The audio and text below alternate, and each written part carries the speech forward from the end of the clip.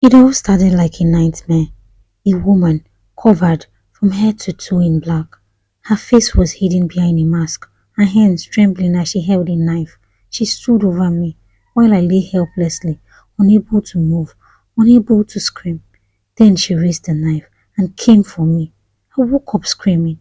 My heart pounded like it was trying to escape my chest. It felt too real. That morning, I told my best friend Ella about it. Ella lives with me. She's been staying in my house for a while now. We were schoolmates back in university. Life took us down different roads after graduation. I became an architect, building my dream piece by piece. And Ella, well, Ella believed that beauty was enough. She's gorgeous. I will give her that. The type of girl men would turn their heads for. But lazy? Extremely.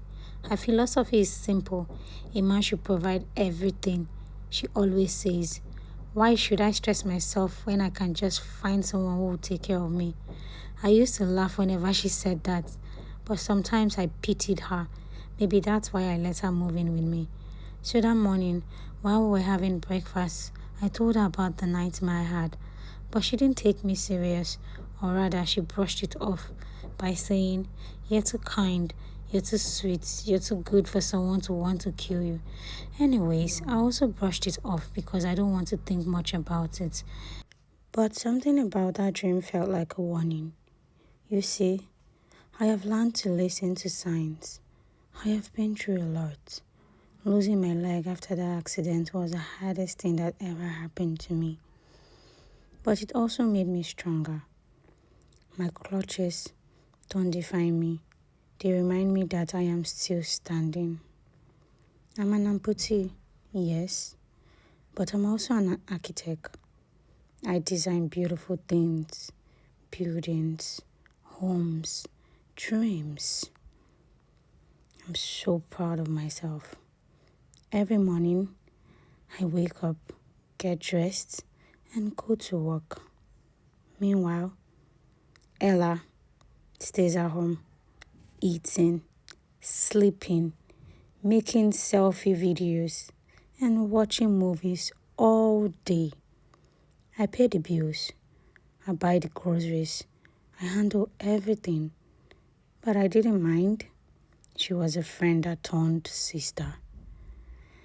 Sometimes, when I walk into a construction site, I feel like I am walking into a dream I built myself.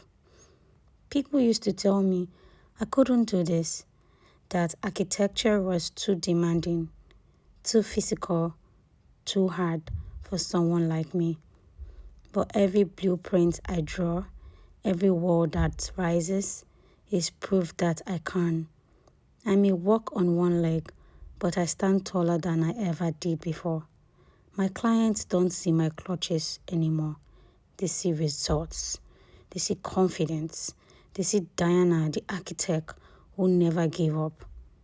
Yeah, every building tells a story, and so does every scar. Ella and I weren't just friends. We were more like sisters. Nights like this were our little escape from the world. We would laugh over silly games, argue about who cheated, and forget about everything else for a while. She always had this carefree spirit, and even though I worked hard and she didn't, I never judged her. I just wanted her to be happy, to find herself somehow. I enjoy spending time with her, but so do I enjoy working. She will always say, you're a workaholic, give yourself some break. Architecture isn't just about walls and roofs. It's about creating space where people can breathe, love, and dream. I love seeing the look on a client's face when they walk into a space I designed. That spark of amazement. That's what I live for. Sometimes I think maybe that's why I work so hard. Because building something strong and beautiful is my way of proving that broken things can still become masterpieces. His name is Andrew. He's handsome, kind, funny, everything I thought I deserved.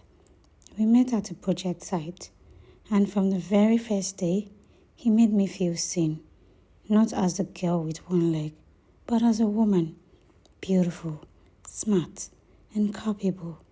When things got serious, I couldn't wait to introduce him to Ella. We came home together that evening, laughing like two teenagers in love. The moment we got to the door, I could see how Ella was looking at him. I guess she was surprised and shocked. She didn't know my man was this handsome.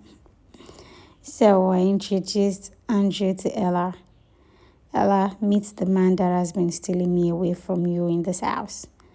And they both shook hands together and laughed. I was so happy because they were getting along. We sat down and started chatting. Andrew was talking about his work, and Ella laughed at almost everything he said, every little thing. She would lean forward, ask questions she never cared about before. I thought she was just trying to be friendly. She always had that bubble energy. I didn't notice the glances. I didn't see how her eyes followed him when he spoke, or how he smiled back just a little too long. I didn't think anything of it. I just smiled to myself, happy that they were getting along. What I didn't see, what I couldn't see, were the glances they shared when I wasn't looking. The little smiles, the quiet pauses, the way Ella's eyes lingered. Just a bit too long when he spoke. If I had looked up at that moment, maybe I would have noticed the shift in the air, that unspoken connection beginning to form between them. But I didn't. I was busy replying to emails, proud of how responsible I was. While my best friend and my boyfriend were building a secret right in front of me. While I was scrolling through my phone, typing a few replies. That evening, Andrew has left, and I was at the shower. My phone was on the table, while Ella took my phone without asking me. She scrolled through. She already knows my password. She's my best friend. She knows everything. And she took Andrew's number and saved it on her phone.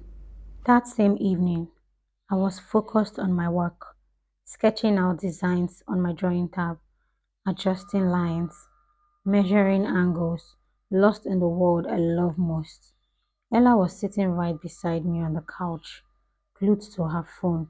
She was chatting, making arrangements with Andrew unknowingly to me. My meeting ended sooner. All I wanted was to rest. I came home earlier than usual. I was so tired after a busy day. There she was, sitting close to my man, laughing softly as he kissed her neck. Their phones were tossed aside. My world, my trust, my love, all lying right there on that couch. For a few seconds, I couldn't move. My hands went cold. My voice disappeared. It felt like my heart stopped beating and the whole world froze with me. It was right then I remembered my dream. The faceless woman with a knife. I wasn't being stabbed physically. I was being betrayed. And the mask? It was Ella, my best friend. The one I call sister. The one I housed with my boyfriend. She wasn't even feeling any atom of remorse. This broke me to my bones. I didn't even know what to say or what to do or how to react.